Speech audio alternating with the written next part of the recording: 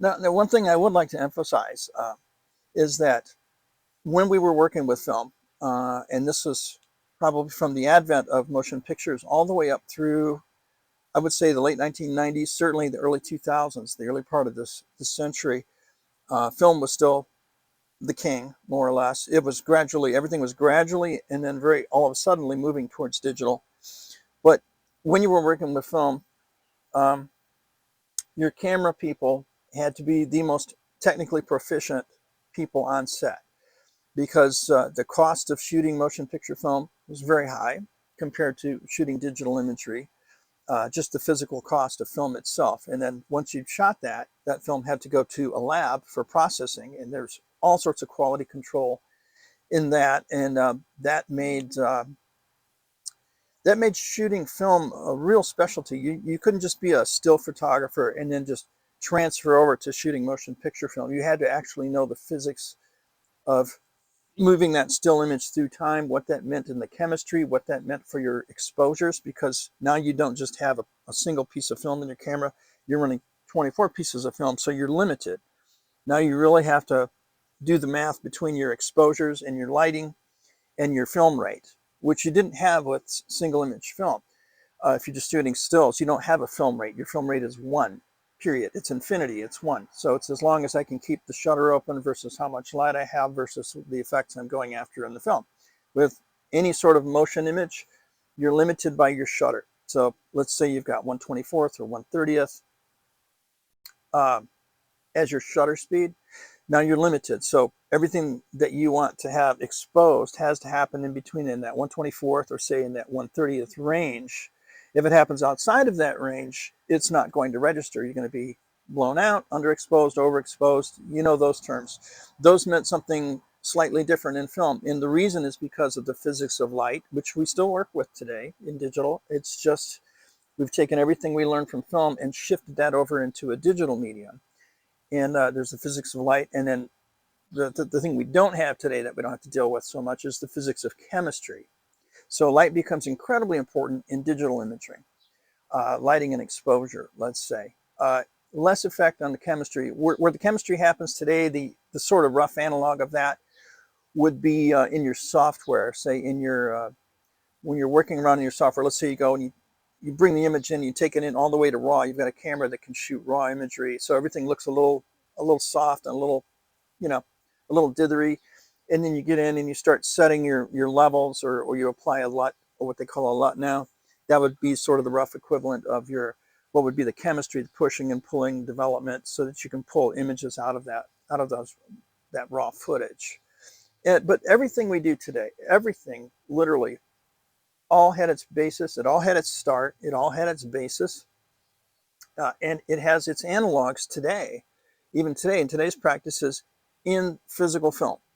So if you want to learn about the history of digital imaging, honestly, you will have to start with film. You'd want to take a few weeks and maybe go visit the library, dig up some books, watch some videos, and find out about film, exactly about the film process. It is quite the journey, but you don't have to. The beauty of digital is these things have become somewhat automated uh, in the process. And there are presets you can use, which we didn't have back in the day, but there are presets you can use, and to where you can start out and just apply a certain number of presets in a proper order and get acceptable imagery out of your production process. And I will say, as an editor, it is always a pleasure to be working with better imagery than imagery that is just a little substandard, or maybe even a lot. Maybe there's one shot that they were in a hurry and you just don't have the time. So there you go. You're committed to a substandard shot because maybe you can't go back and get that shot, and so you're sort of forcing your editor to work with something that maybe is in or out of your range of acceptability. So at that point, if it's out of your range of an acceptable image, you're going to have to remedy that, and it probably means either cutting the shot or the scene, or maybe restaging it would be a good solution, and restaging it properly. And let's say the common problem would be shooting something and it's dark, it's too dark, and you just don't have, like I said, what happens is your noise floor gradually overcomes your image floor, and so all you're left with is noise. in the darkness, and maybe that doesn't look good. Maybe you can't pull enough image out of it. Maybe you can't pull the image you want out of that. So go back and restage it. Go stage it as best you can. Use light. Use only the light, the amount that you need. Soften it up so it looks like natural light. Maybe have a light source in the shot so it looks like it's coming from that light source, and you'll feel better about the whole thing. And that would be the solution there. Otherwise, it's up to your editor to try and make something essentially useful out of it. And sometimes you can, and sometimes you can't. There's no fault of the editor per se. Some people are better at that, but it is mostly in the software now, and almost anyone can go in and read the book, the manuals, and figure out how to pull images out of those areas if the latent image is still there. So, and those are the big changes, I would say. Those are the big changes we get. Instead of it being chemistry or light and transferring things from film to film, which we used to have to do to make this magic work, now it's all digital. It's all digital. The other thing I would say, which I think is really important, with film, there was always an image. This of course not being, this is an exceptional 8x10 inch. It's a rather large image, but with film, you were always working with individual images. And in digital, you will not be. You can't go into your digital files, let's say, and just pull it up and look at one frame. You have to have software to decode that string of information. That's what it is. It exists as a string of information. Each frame is a discrete frame and a string of information, or it's a stream of information, and that's how you figure out each frame. But without the software, you can't look at it. The thing that the luxury we have with films, we could look at these images in daylight, and so get some idea of what we had once it came out of the soup, and everything was, the soup is what we called it in the processing. Once we got it back, we're looking at it, we're looking at transfers, and we say, oh, we have this image right here we can use. I know because I saw it in our transfers. So yeah, are there differences? Yeah.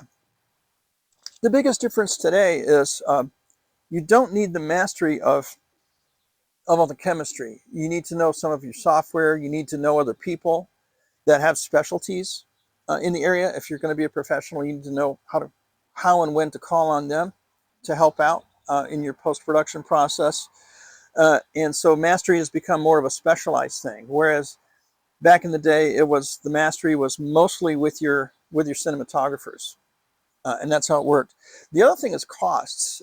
Costs have come down considerably. They haven't come way down, but say for the home video producer, you're using your own equipment, costs have come down to the point where, let's just say, you could shoot a commercial for a local business now, probably use your phone, your Android or your iPhone, and have it, at a reasonable level of quality and good enough to put, say, on television, at least on a local station or on the web, for whatever the rate is for that. Whatever the rate is, if you want to, say, do a local commercial.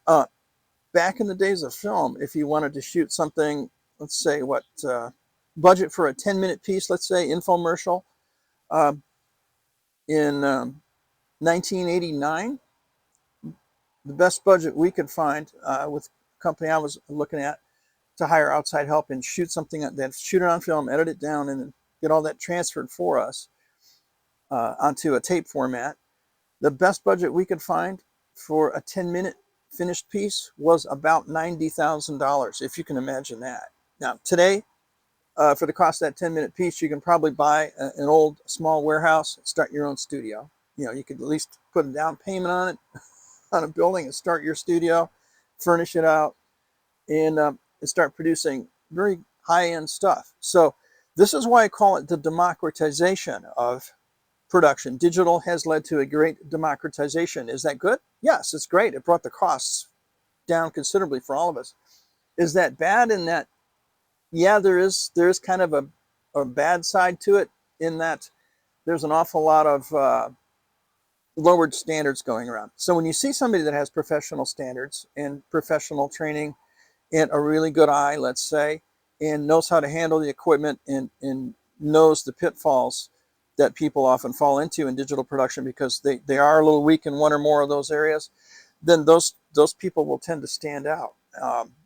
And the proof is in the pudding, as they say. The proof is in the imagery. So, yeah, there is a downside, is that there are a lot more moderately to not, unqualified people out there with business cards, or what have you, and advertising on the web, and they can do video. Do they do professional video? That's a matter of opinion.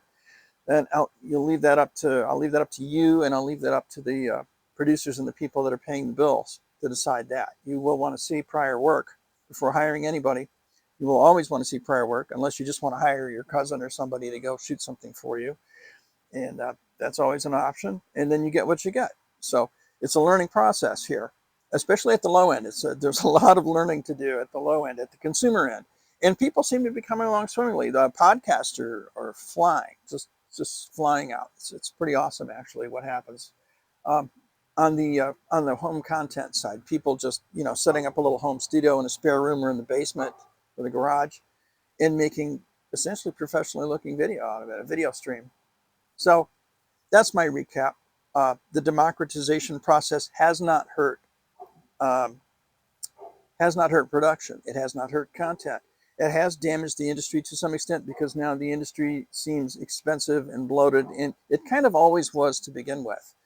But at the same time, if you want professionalism, you will have to pay for it. There's always a price tag to that. People do need to make a living, and the pros are very good at what they do.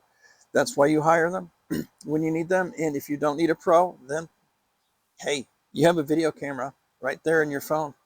Use it. Peace out.